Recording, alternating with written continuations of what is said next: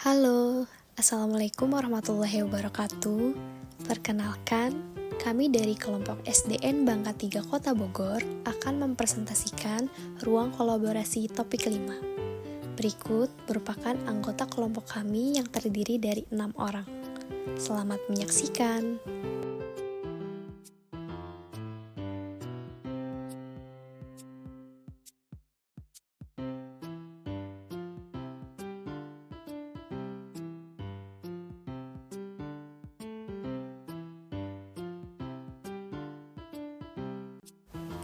Naratif literasi, transformasi menjadi pembaca yang antusias. Ketika saya masih kecil, membaca buku tidak pernah menjadi aktivitas yang saya nikmati. Sebaliknya, saya lebih suka bermain di luar atau menonton acara televisi favorit saya. Buku-buku terlihat membosankan dan saya seringkali merasa sulit untuk berkonsentrasi saat membacanya. Semua berubah ketika saya memasuki masa remaja.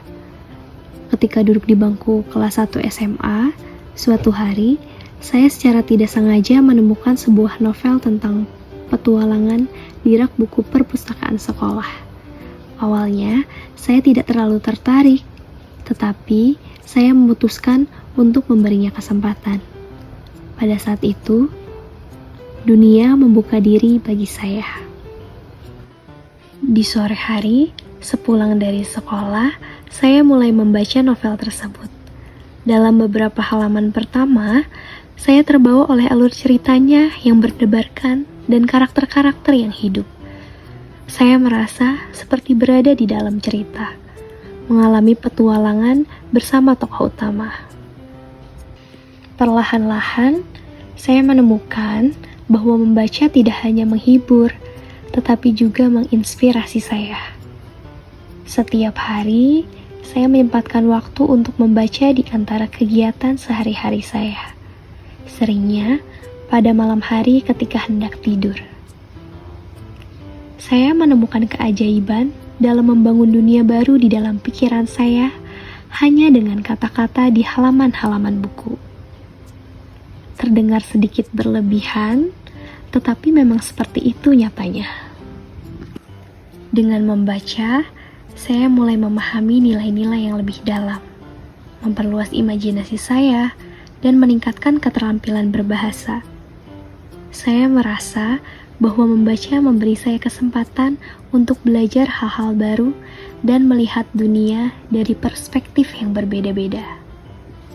Saat ini, membaca telah menjadi bagian tak terpisahkan dari kehidupan saya.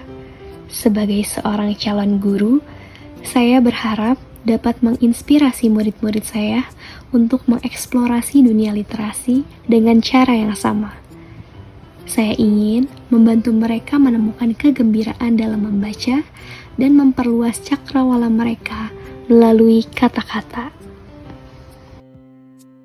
Naratif literasi yang kedua berjudul Memahami Diri Melalui Sebuah Buku.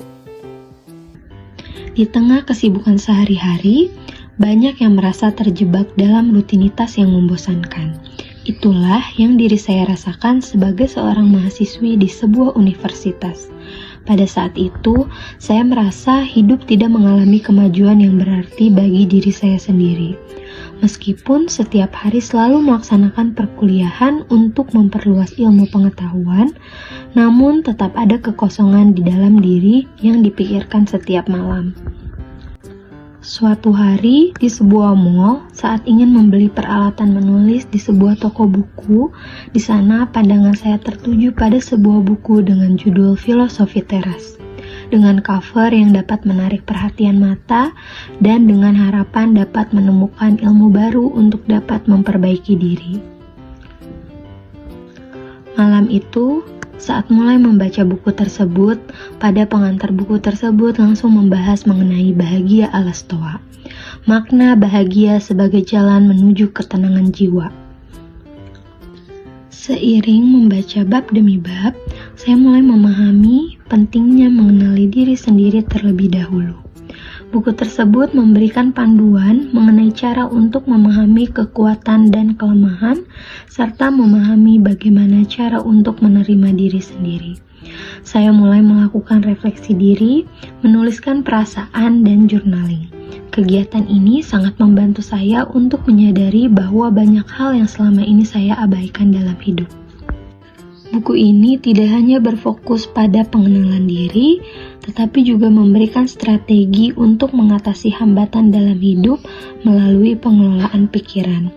Saya belajar pentingnya untuk memiliki pola pikir yang positif dan manajemen stres. Saya mulai menerapkan hal tersebut dalam kehidupan sehari-hari. Perlahan namun pasti, saya merasakan perubahan dalam diri saya dalam beberapa tahun ke depan. Hidup menjadi lebih tenang, fokus, dan memiliki motivasi. Pada akhirnya, saya menyadari bahwa kebahagiaan tidak hanya berasal dari sebuah materi, tetapi bisa juga berasal dari pemahaman dan penerimaan akan diri sendiri.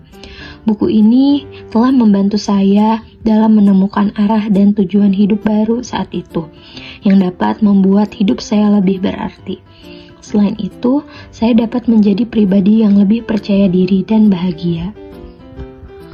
Buku Filosofi Teras tidak hanya menjadi sebuah panduan, namun juga menjadi sahabat dalam perjalanan hidup saya menuju pemahaman diri yang lebih baik.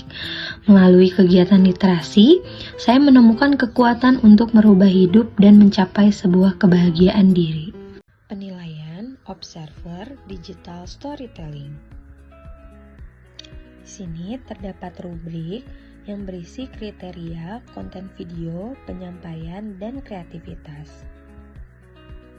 Masuk pada penilaian kriteria konten video pertama, yaitu sangat baik, karena pada video berisi konten yang dapat menginspirasi dengan video perjalanan literasi pribadi, yaitu berbagi cerita mengenai transformasi seseorang dari yang tidak menyukai kegiatan membaca saat kecil menjadi pembaca yang antusias saat remaja. Selain itu, pada video juga disampaikan dampak dari kegiatan membaca yang positif, yaitu dapat membawa apresiasi mendalam terhadap pembaca dan memperluas imajinasi, meningkatkan keterampilan berbahasa, dan juga memberikan peluang belajar baru bagi orang tersebut. Selanjutnya masuk pada penilaian video kedua pada konten, yaitu sangat baik karena pada video berisi konten dari pengalaman pribadi bagaimana seseorang dapat menjadi pribadi yang lebih baik melalui kegiatan membaca buku. Pada video kedua juga disampaikan bagaimana orang tersebut dapat mengimplementasikan ilmu yang didapatkan dari kegiatan literasi yang dapat memberikan dampak positif bagi kehidupannya. Kriteria penyampaian. Pada penilaian video pertama, yaitu sangat baik karena pada video dijelaskan dengan sangat baik, mudah dimengerti dan runtut.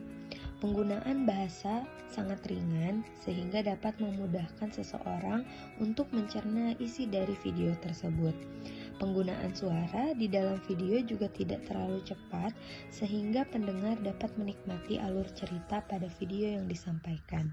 Selanjutnya, pada penilaian video kedua juga sangat baik karena penggunaan bahasa juga mudah dimengerti dengan menggunakan kosakata bahasa sehari-hari dan penyampaian video runtut dimulai dari awal pengalaman pribadi seseorang, menjelaskan proses kegiatan membaca, mengatasi hambatan yang ditemui, serta transformasi yang dialami oleh orang tersebut. Yang terakhir adalah penilaian kreativitas. Pada kriteria penilaian kreativitas, video 1 dan 2 memiliki kreativitas yang sangat baik. Video sudah dilengkapi dengan grafis dengan menampilkan ilustrasi contoh video kegiatan yang dilakukan oleh orang tersebut dalam cerita. Lalu dilengkapi dengan background agar mendukung jalan cerita yang menarik. Terdapat font yang dapat memperjelas perkataan yang disampaikan dalam video.